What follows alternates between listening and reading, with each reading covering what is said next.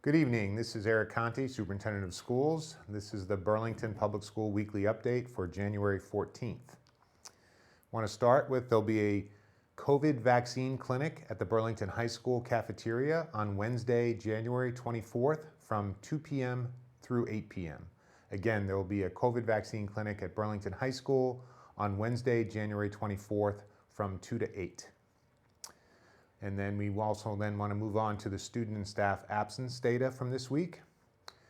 The Burlington positivity rate, the town positivity rate for the last 2 weeks, which was updated on the state COVID dashboard yesterday, was 21.89%, with Middlesex County sitting at 18.68%. Student absences this week ticked down from last week. We had 472 absences on Monday, 490 absences on Tuesday, and 451 absences on Thursday. We saw fewer absences with district staff, with 52 absences Monday, 50 on Tuesday, and 50 on Thursday. Again, haven't gotten the data yet for today. We are hearing that we are at the peak of the Omicron variant. The mitigation protocols that we have in place and the fact that more students are vaccinated and or have had the virus indicate that our numbers should continue to drop over the next 2 weeks.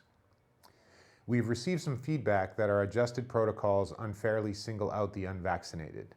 Please know that we do not consider the vaccination status of students as a factor in the protocols.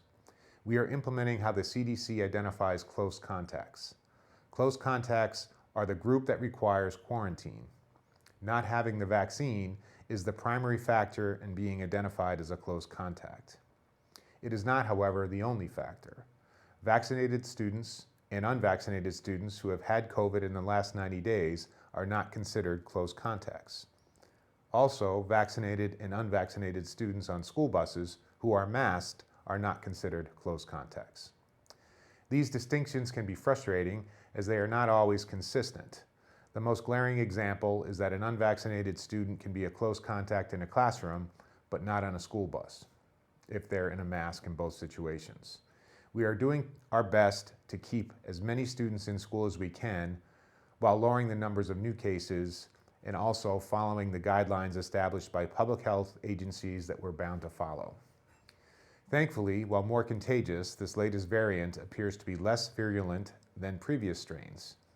Obviously, there are questions about why we contact trace at all, given the current spread and rate of infection. There is an argument to be made that we are all close contacts, or like on our school buses, being a close contact no longer matters. We are hoping that public health agencies fix some of the conflicting rules in the near future. Over the next 2 weeks, we're following the number of new cases and our absences every day.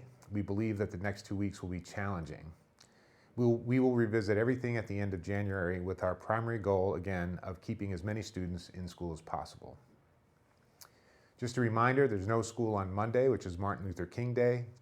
We would like to share a line from an article titled, quote, "The Purpose of Education" in the Morehouse College campus newspaper in 1947.